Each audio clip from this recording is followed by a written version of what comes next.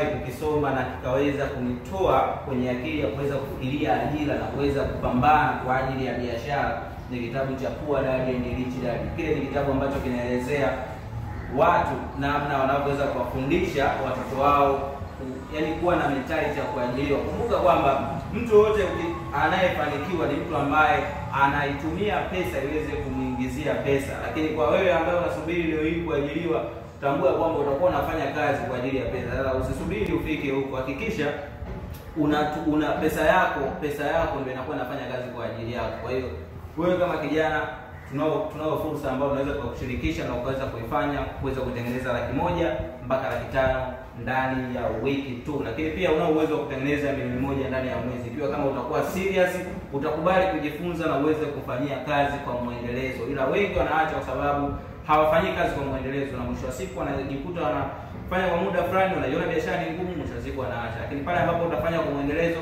matokeo utayaona. See you.